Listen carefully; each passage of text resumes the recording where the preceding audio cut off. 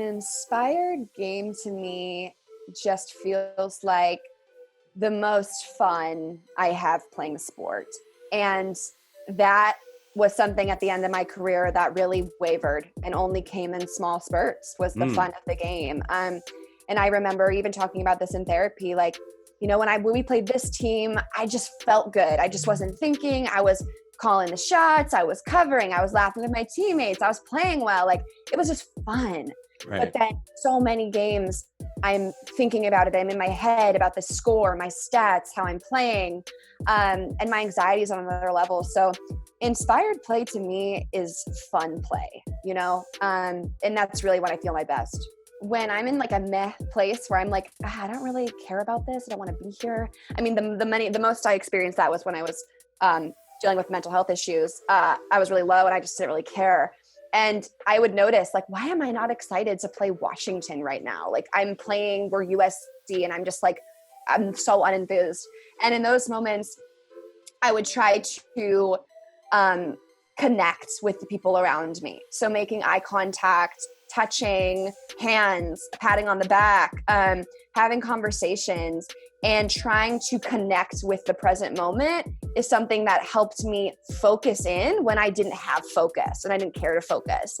And then conversely, when I was feeling anxious or overwhelmed for a game and that wasn't inspiring for me, I would really try, and this doesn't always work, but it's the right answer, to think about how well I could play when I was uncomfortable. When I experienced my issues with mental health, which, just for anyone who isn't familiar with my story, I felt performance anxiety my freshman year, just with all the pressure and the new lifestyle that I was dealing with. And then that performance anxiety went on for so long that it led to a depression and a depressive state, which was really low for me. And when I went through all of that, that was my freshman, sophomore year, I just was obviously struggling, but then a part of me was shocked. How do I feel so caught off guard? Why didn't someone say to me, this could happen? Why did I not know what performance anxiety was until the therapist told me, like, months into my issues? And when I realized that it was a conversation that needed to be had and people weren't educated about it, especially athletes, I wanted to share what happened to me. And I did that in hopes that someone who felt like me wouldn't go a year hiding it like I did. And they might Google depressed athlete or why am I afraid to play the same way I did, but this time they would find a result. And that's sort of why I felt inclined to deliver the talk. And in terms of my vulnerability, like you just mentioned, I don't know, I'm a really straightforward, honest person. I've never been the type to fake it or lie, and I'm very outgoing. So even if I'm struggling real bad, I'm able to talk about those things. And it wasn't easy. I had people, advise me it wasn't the best to share this information about what I went through, but I felt like it was the right thing to do. The culture of athletics is intense. And it does say, if you work the hardest, you will get what you want. If you outwork him, if you go longer than her, you're going to be the person, you're going to win.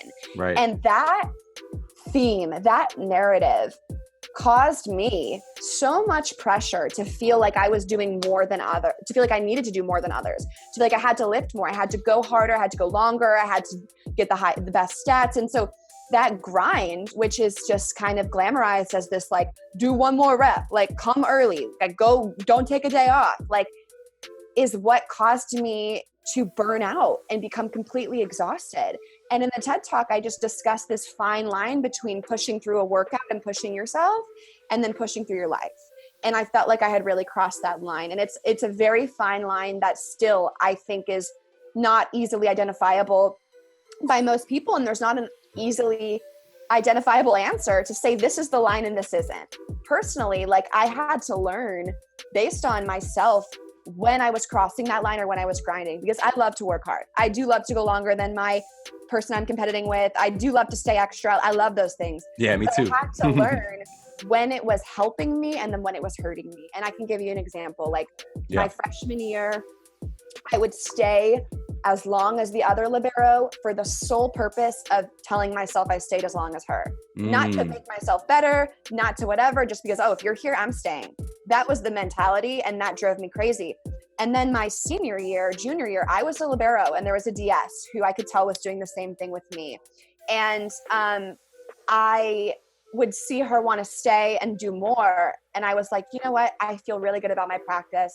I feel like I did a good job today, and it will serve me best to go home, shower, and have dinner with my roommate. It's not going to serve me to stay an extra 45 minutes just because I'm threatened by you. And I had to identify that difference. And so I grinded in practice. And some days I was like, yeah, I got to stay longer. Other days I was like, no, I feel really content with the 3 hours I put in during our block. When it comes down to winning, I consider myself clutch. I'm not always clutch. I've made very stupid, ditzy mistakes on the court.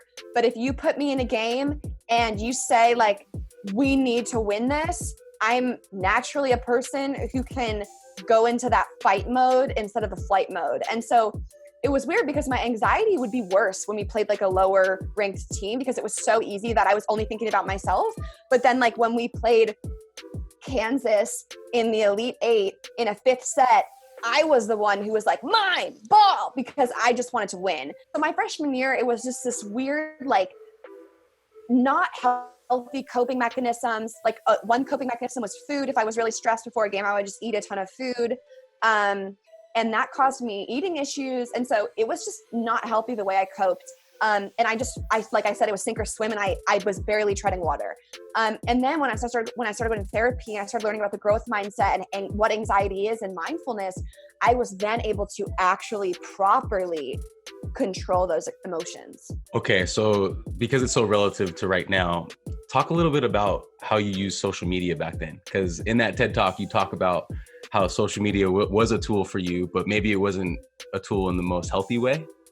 Yeah, not at all. It was something that I used to convince me I was happy, to convince others I was happy. So like I'm explaining this freshman year where I'm crippled with anxiety, I'm overeating, I'm talking so negatively to myself, and I'm living in like fear of making a mistake at practice. I would then turn to social media and edit a picture of myself to look skinny, or post a picture of myself smiling in my uniform because, so, hey, I'm the girl that came to USC and I want everyone in my hometown to think I'm loving it. And social media was just this mask of what was really going on. And, you know, that even made me feel more of an imposter because I would get all these likes and comments, you know, your body looks so good. And I would think, well, I literally photoshopped the whole thing. Or you look so happy, you're killing it. The team is 22-0. And meanwhile, here I am like crying before the games, and that's not the picture I'm posting. So it was just this way to mask what was going on. It was not so much like wanting to die as it was just death, or like being in a hospital bed would be a break. And it was the only like viable break I kind of could picture because I couldn't call in and say, I don't want to go to practice. I couldn't say I have a test. There's no excuse playing Division I volleyball for a school that's trying to win a national championship like USC. I mean, you do what you need to do to show up and perform. And I just felt sometimes like I couldn't do it. And when I started having those thoughts of like escaping my life, fortunately, I was able to notice, wow, Victoria, like we've never been a person who's understood why suicide is the answer, why people hurt themselves. Like I've never been able to comprehend it. And in that low point of my life, I truly was like, I fully understand why someone would take their life. And when I got to that point, I was like, oh my God, like something's not good with me. And I'm really grateful that at that time I was seeing a therapist and I could talk about these things with that therapist. So the timing of that, I'm lucky to be able to talk through those problems. Every single day of the past 4 years was a choice. Like I didn't show up because my tuition was being paid. I didn't show up because like I had to. I showed up because I wanted to, and I could have left any day. And so that was sort of my power. And I was really proud to be able to say that. I think it's just feeling like the best version of yourself is, I think, what I think about when you say all these things. And, you know, I'm still learning what makes me the best version of myself. And there's certain people I can think of who I am always the best version of myself around. And then there's other people who I love more than anything, but I'm not my best self around them. And in terms of like an inspired practice, an inspired game, I think it's just, regardless of environment, culture, teammates, coach, how can you be the best version of yourself in a moment? How can you view the obstacles as opportunities? And how can you create a moment that you're proud of when it's not totally what you wanted? How you do this workout transfers to how you walk into the room tomorrow or how you continue on the rest of your day. And this is just you putting money in your personal integrity bank of I finish things and I work my hardest. And I loved that because it is true. Like the day you work out and you work out really hard, and it's not for a championship, it's not for a sport, it's just because you can, translates. And that's the confidence that you call on when you show up with your project and people don't think you're smart enough or good enough. And you're like, yeah, I work my ass off. Like, I know I do. And you call on that tough workout, which is the confidence in this moment. And so I think that's how it translates to life. Noticing the trigger is huge for me. Like, what is triggering you? Is it that this coach always yells at you and you're afraid to play for this coach? Is the trigger the soccer field? Because every time you play on the soccer field, you think just like a trigger for me was literally the Galen Center. Like a trigger was just walking in the building because I thought about negative things. So what's the trigger? And then once you find that trigger out, like how can we become one with that trigger and kind of eliminate that animosity between you and that thing? And so for me, it was going to the gym, sitting in a chair, closing my eyes and smelling the gym and just reminding myself good things can happen in this gym. Opportunity can happen in this gym. Your dreams can come true in this gym, and rewiring that for me. And then another thing too, I'd say is reminding myself that I'm small. And what I mean by that is our anxiety stems from this like me. Am I going to play well? Am I going to do well? Are they going to think this is me? Me. And it's not about me, Victoria. It is not about you. It is about everyone else in the world. It is about like coronavirus. It is about the pandemic. It is about the healthcare. Like it is not about me. And so that has really helped me remember that no one's showing up thinking, what is Victoria Garrick gonna blah, blah, blah. They're not. And so those two things have really helped me. It's like, take that spotlight off yourself, put it on someone else and help them. And I guarantee you will do your job better when you're doing it for someone else, not so that you can look good. So when you say rewiring, is that what you mean? You're rewiring the anxiety feeling into an opportunity feeling? I think it just means creating a new equation. And my old equation was me plus gym equals bad things and anxiousness. And it's going back and saying, no, okay, me plus gym can also equal growth, opportunity, memories, pictures with my parents after the game, living my dream, and realizing that there's a lot of other answers to me plus gym than just the negatives. And Cool. That's the rewiring. And this relates to everything, man. Like, Right. I'm just gonna be me and speak my truth. And that's how I approach a public speaking event to hundreds of people. The same way, when you show up to a game, you got to say to yourself, I'm just going to play my game and trust that I have this. I'm not going to think about the technique when I'm moving my foot. I'm in the game now. I did my hours. I'm trusting I have it in me. And I think that's the best way to perform in a moment is trust yourself. I love failure. I feel like it's important to know that anyone above us who's doing better than us has most likely failed more than us. So it's important to fail for sure. Something that helps me be successful is truly prioritizing what is best for me on any given day. And, you know, this past Monday, I had a million things to do. I had so much to do on this amazing work Monday that I had this plan, and then I woke up Monday with a lot of anxiety. And I think it was because of all the stuff I was doing this week. And I said, you know what? Then I'm not going to do it today. I'm taking my day off. This is my mental health day, and I'm going to do something else that I want to do. And that was watch a comedy show, FaceTime some friends, and not do work. And other days I wake up and I start working from the early morning up until 11:30 at night with videos and podcasts and getting ahead. So to me, it ebbs and flows. And I think what makes me successful on a daily practice is honoring what I have that day. Honoring your truth. I love that. I think, the biggest challenge I've been through was my battle with anxiety and depression. That was for sure the biggest struggle I've ever experienced in my life. But I don't regret it at all. I mean, it's shaped me. It's definitely valuable to be someone that makes an impact in a positive way to those around you. And I think that that's a good thing that everyone should value, especially young athletes, is how do you impact your team? When you're on the bench, how do you make a difference? How do you make an impact? When things aren't going the way you want, you're making an impact, whether you want to or not. Is it negative? Is it neutral? Or is it positive? And for me, I think it's just, if you can't be positive, at least make a neutral impact. Don't take from people.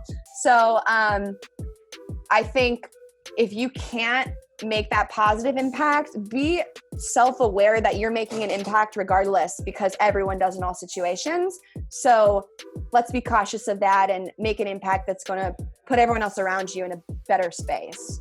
The biggest challenge I see for other people is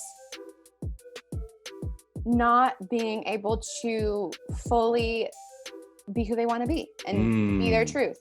And I get all the time young girls asking me, how do you just post on Instagram and not care? How do you just blah, blah, blah and don't care? What about people think? But I don't like the way I look. And so the biggest challenge I see is just this misconception that we have to look a certain way or have people approve us or validate us to be who we want to be and be our truth. And I really just would love to see everyone be able to be who they want to be without feeling like it has to be for others. I think my ultimate why is to feel joy. I just think that's why I live. That's why I do things. That's why I go to events. That's why I see friends. That's why I do everything in my life, is to experience joy. And, that emotion of pure joy is something that is one of the best feeling I think in the world. And I think that's why I live every day. And I want to be on this earth, is because I love the feeling of joy and